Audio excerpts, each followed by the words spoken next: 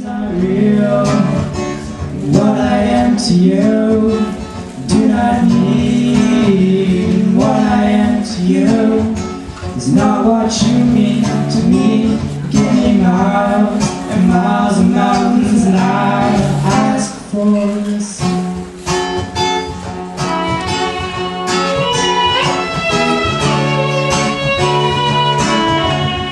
So your workshop is called Cracking the Binary.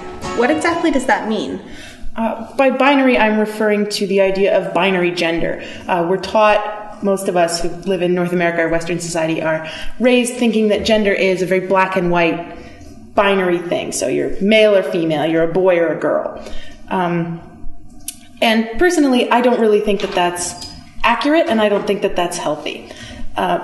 Gender tends to be, in my experience, tends to be more on a spectrum than in a binary. So you have a lot of people who wouldn't necessarily fit into the category of boy or girl, who would be somewhere in between or outside altogether. Living in a binary society is very unhealthy for these people because it leaves you feeling incredibly unsure.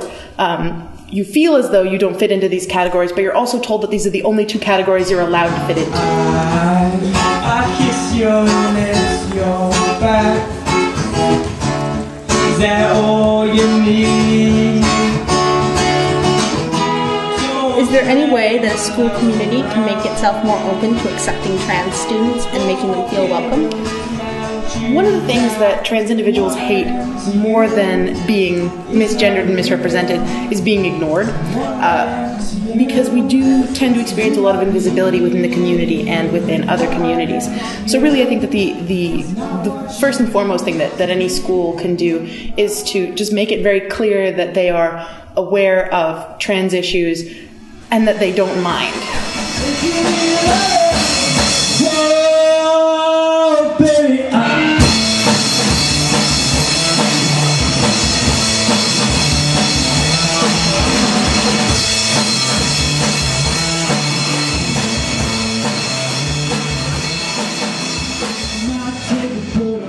What are the differences between transsexual, transgender, and genderqueer?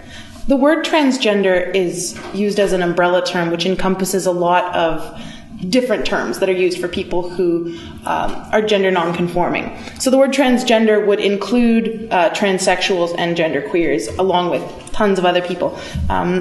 Just to get a little more specific, transsexuals are people who are born into the body of one sex and choose to alter their body with hormones or surgery in order to feel as though they belong to the gender that they identify with.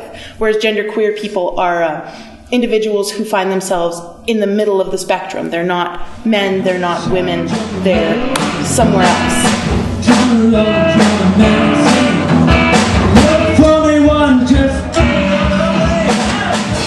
And what sort of experiences have you had at different schools? Mostly positive ones. I've certainly had an easier time than a lot of my trans peers. Why is that? A lot of reasons, really. Number one, I'm genderqueer, not transsexual. There's a lot of stigma against transsexuals simply because of our history in our culture. Secondly, because I was born female. We have a lot of ideas in our society about what is masculinity, what is femininity, and what is supposed to be aspired to.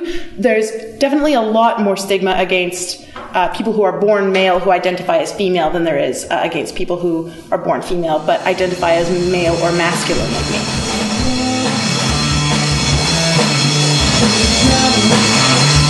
What is the difference between gender identity and sexual orientation? To put it in really simple terms, gender identity is what you feel, sexual orientation is who you like. Your gender identity is entirely personal, subjective. It's what's in your head. It's how you feel in relation to what you're told you should feel like in your society. Whereas sexual orientation is honestly just who you look at and find attractive. Baby, I've been here before. I know this room, I've walked this floor. I used to live alone before I knew you. So what has your experience been like so far at SMUS? It's been good, mostly positive. there doesn't seem to be any outward transphobia here, which is great. There's a lot of people who haven't really thought about trans issues, but that's the case pretty much everywhere. So we definitely have a bit of work to do to get to the place where I personally think we should be at, where I think the whole world should be at. Things like even single-sex bathrooms, single-sex uniforms. Things like that are just very difficult to deal with when you are gender nonconforming, because they do separate you on sex lines, but it forces people to also separate you on gender lines, and those two things don't always go together. But again, these are problems that are not specific to SMU, and I think schools all over the place struggle with these from an administrative perspective, and also from the perspective of just trying to make their students comfortable.